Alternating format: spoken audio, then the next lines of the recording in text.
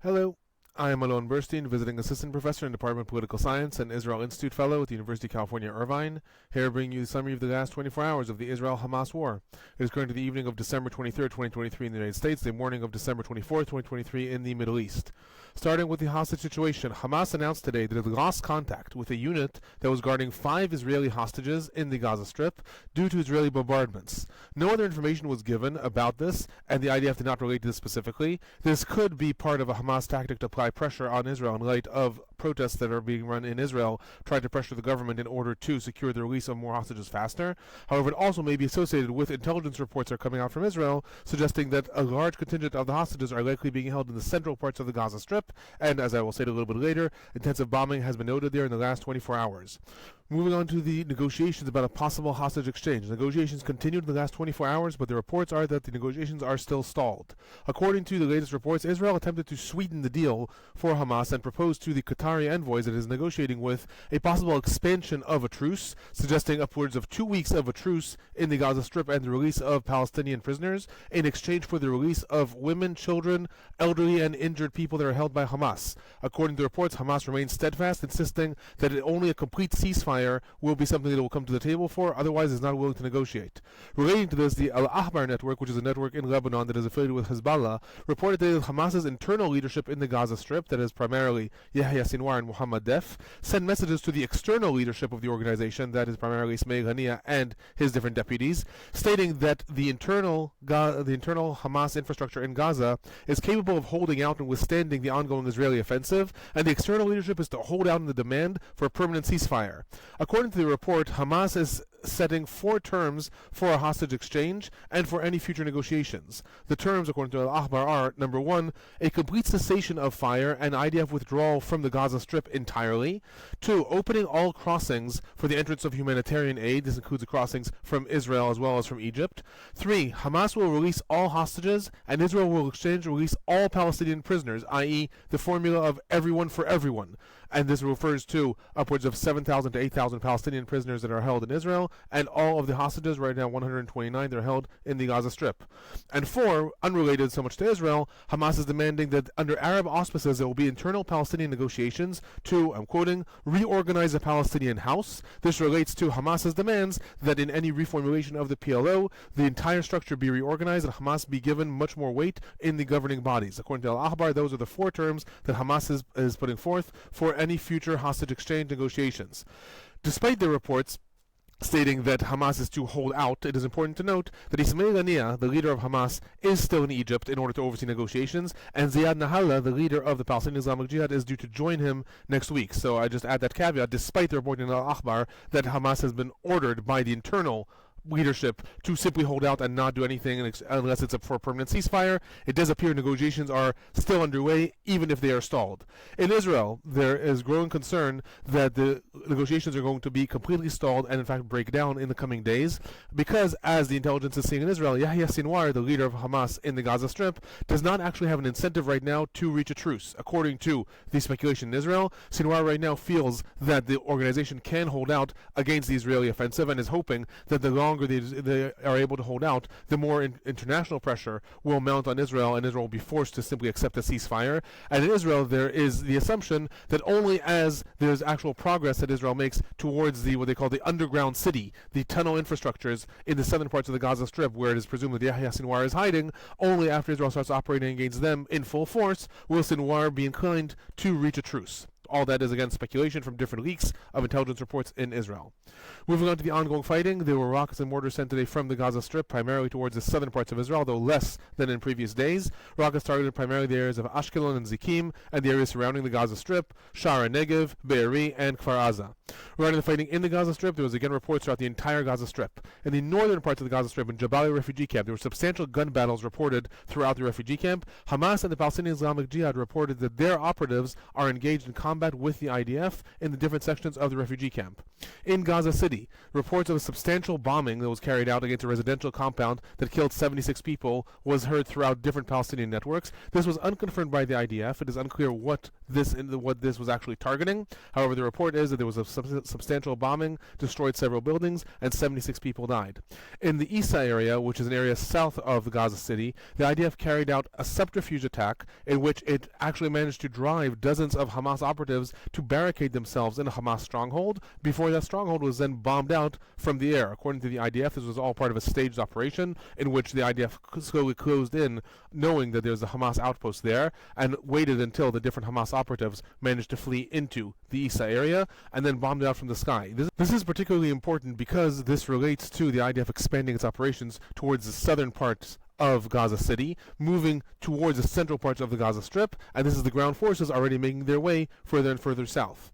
Similar to this in the Bakshi area, also south of Gaza City, the IDF reported that it raided a weapons cache hidden in a kindergarten, uncovered mortars, missiles, RPGs that were all hidden in children's toy boxes. In addition, it was also reported that in the El Shati refugee camp, this is in the more northeastern parts of Gaza City, the IDF is continuing its surgical operations that include also air operations against different Hamas holdouts within the refugee camp that was taken over several days ago. Moving on to the central parts of Gaza Strip, the Nusirat refugee camp, there was substantial bombing reported in the last 24 hours, including one that targeted a home of a local journalist, killing 14 people. Substantial bombing was also reported in the Deir el-Balach area, in which dozens of people were reported killed.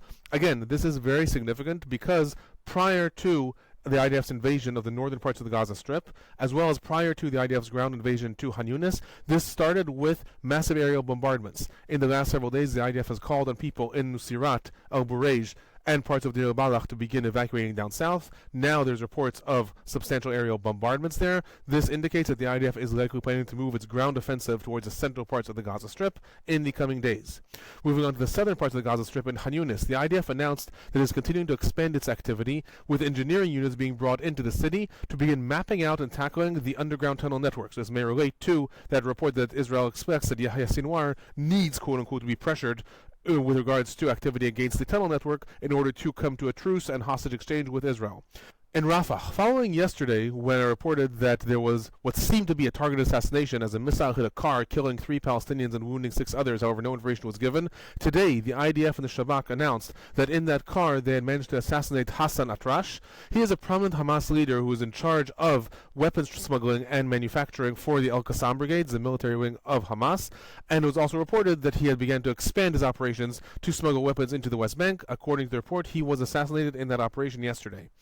Other news, the IDF reported that over 200 Hamas and Palestinian Islamic Jihad operatives were arrested in the last week in the Gaza Strip and sent back to Israel for Shabak interrogation. The report also stated that 700 activists of Hamas and Palestinian Islamic Jihad have been arrested in the last several weeks, all of them sent back to Israel. In addition, another report in Israel that estimated that the tunnel infrastructure in Gaza is 500% to 600% larger than the IDF had originally estimated. This is as the IDF continues to uncover more and more of the tunnel networks. Additional reports suggested that the IDF estimates that between 7,000 to 9,000 Hamas and Palestinian Islamic Jihad fighters have been killed in the war so far, and some 20,000 have been injured. Regarding casualties in the last 24 hours, 3 IDF soldiers are reported to have been killed. This brings the total number of IDF soldiers that were killed to 144 since the ground invasion began. On the Palestinian side, the Palestinian Health Ministry reported that 201 Palestinians were killed in the Gaza Strip in the last 24 hours, bringing the total number of Palestinians that were killed in the Gaza Strip to 20,258 since the war began, and 53,688 are reported injured. Moving on to the humanitarian situation, hundreds of Palestinians were seen evacuating the central parts of the Gaza Strip, making their way down south towards Rafah. After the IDF had called on civilians in Nusirat, al-Burej, and other areas to make their way to safe zones in Deir el-Balach, it was reported that many of them are not remaining in Deir el-Balach under the expectation that the IDF is going to move to there next, and are actually making their way further and further south towards Rafah. It is also important to note that many people that are evacuating are people who already were internally displaced from the northern parts of the Gaza Strip. They are now being again displaced and moving down south. Amidst these people that are making their way towards the makeshift refugee camps in Rafah, these refugee camps are by now exploding with people, and it was also reported today that a continuing growing humanitarian crisis, that hunger is spreading throughout these camps and throughout the different makeshift safe zones in and around the Rafah areas. In addition, other humanitarian news, 2 hours after tweeting a condemnation of Hamas's attack on October 7th and calling for unconditional release of all hostages, UN Secretary General Antonio Guterres today tweeted that 136 UN workers have been killed in the Gaza Strip since the war began, which is unprecedented by any international conflict scale. He also added that Israeli attacks are interfering with humanitarian activity and the flow of goods into the Gaza Strip, which are badly needed. Regarding the entrance of humanitarian aid trucks, the Palestinian Red Crescent reported 78 aid trucks entered the Gaza Strip carrying food, water, and medical supplies in the last 24 hours through the Rafah crossing. Once again, no other agency, the UN or the IDF, reported on the entrance of trucks, and the Palestinian Red Crescent, like yesterday, did not make any note of any trucks entering through the Kerem Shalom crossing. I only mention this because the Kerem Shalom crossing several days ago was opened for the entrance of humanitarian aid trucks, and the IDF had claimed that more and more humanitarian aid trucks were entering through there. Palestinian Red Crescent did not report on this. It was also reported in the last several days that Israel had assassinated the head of the Kerem Shalom crossing on the Palestinian side. Possibly this is interfering with the entrance of humanitarian aid trucks. Unclear right now. Palestinian Red Crescent is the only one that has made any such report. Moving on to the West Bank, substantial IDF activity reported throughout the West Bank. Specific activity was noted in Nur Shams refugee camp in Tulkarem, Sair and Karma areas in Hebron, Bethlehem, as well as the Beta area in Nablus. Substantial confrontations are reported at least in the Nur Shams refugee camp as well as in the areas around Hebron. No reports of the numbers of arrests or casualties were made in the last 24 hours from any of the news agencies. This may be associated with the fact that it is the weekend and coming on Christmas, and there are actually fewer journalists that are working right now in the West Bank, so it is possible that is why we don't know exactly what has happened in the last 24 hours. However, different local activists on the ground reported of substantial IDF activity, specifically in the Nur Shams area, where it was reported that a lot of engineering units had made their way into the city as well. This usually means that the IDF is coming in either to try to destroy certain infrastructure or in order to seal a tunnel or something of that nature. Moving on to the northern parts of Israel, southern parts of Lebanon. There were rockets and missiles sent today from Lebanon targeting the northern parts of Israel in several different barrages. Rockets targeted the areas of Kiryat Shmona. There were mortars sent towards the Menara area in the Upper Galilee. Hezbollah also claimed responsibility for firing a Burkan missile, which is again another escalation. It's a very, very powerful missile against the Shlomi area in western Galilee. And there are also reports of possible drone attacks occurring in Matat and Dovev in the last hours. However, these are as of now unconfirmed. The Hezbollah also took responsibility for 4 border incidents, which usually refers to different gun battles that take place against IDF outposts. 1 IDF soldier is reported to have been injured from shrapnel in the mortar attack on Menara. Regarding IDF retaliation, there was substantial activity reported throughout the night and the morning. This is associated with the death of an IDF soldier that occurred from mortar fire yesterday, and relating to that, the IDF retaliated much harsher than it usually does. Major artillery fire was reported against different launching sites, and air raids were reported against the forward command structure of Hezbollah, as well as other military infrastructure, lookout posts, launching sites, as well as weapon storages. Specific retaliations were reported in Bin Jbel, Kfar Kila, Yarun is very noteworthy because these are the very, very substantial Hezbollah strongholds, as well as the areas of Anakura, El Jabin, Misr Jabel, Ramia, as well as It El Shabab. Other reports also stated that Israel carried out attacks near the Litani River, specifically noting that these attacks took place near Unifil and different Lebanese military positions. Hezbollah reported that 2 of its operatives were killed in these various retaliations, bringing the number of Hezbollah operatives that Hezbollah claims have died since the war began to 124. The IDF claims that at least 150 have been killed since the war began. Moving on to some of the regional developments, and what may be a substantial expansion of hostilities, reports came in today of an Iranian drone that hit a ship off the coast of India. The ship is operated by a company that is partly owned by an Israeli. Fire broke out in the ship that was lightly damaged. Intelligence reports later indicated that the drone was in fact fired from Iran itself, and the Pentagon confirmed this. Moments after this attack, a prominent figure in the Iranian Revolutionary Guard stated that if Israeli aggressions continue against Gaza, other maritime passages will be blocked off from Israel. He specifically mentioned the Gibraltar Straits that connect the Mediterranean to the Atlantic Ocean. However, the fact that the statement was made moments after this attack likely indicates that that attack against the ship off the coast of India is a signal that Iran is prepared to expand its attacks against any ship that may be tangentially associated with Israel to other parts of the world. Other news related to the regional developments, UK MTO reported that several attack drones exploded 1.5 nautical miles away from a ship near the Hudaydah port of Yemen, and other incidents occurred also in the Bab el-Mandeb Straits. In addition, U.S. Central Command announced that a U.S. destroyer intercepted 4 drones sent from Houthi-controlled territories, and that 2 ballistic missiles were also launched from these territories in the past 24 hours. No reports were made regarding where those drones were targeting, or specifically if those ballistic missiles actually hit anything. Moving on to some of the political and general trends that occurred in the last 24 hours, there was a 45-minute conversation between President Biden and Prime Minister Netanyahu. According to the reports, Netanyahu thanked President Biden for the U.S. stance in the UN Security Council, and President Biden expressed his support for Israel, however called on Israel to expand humanitarian access to the Gaza Strip. President Biden also emphasized in his report that he did not ask Prime Minister Netanyahu for a ceasefire in the Gaza Strip. This is important because it comes amidst reports of a letter that was sent by at least 31 Republican representatives to President Biden, urging the administration to not pressure Israel to accept a ceasefire. While officially the administration did not respond, President Biden did emphasize that he did not ask Netanyahu for a ceasefire in their conversation.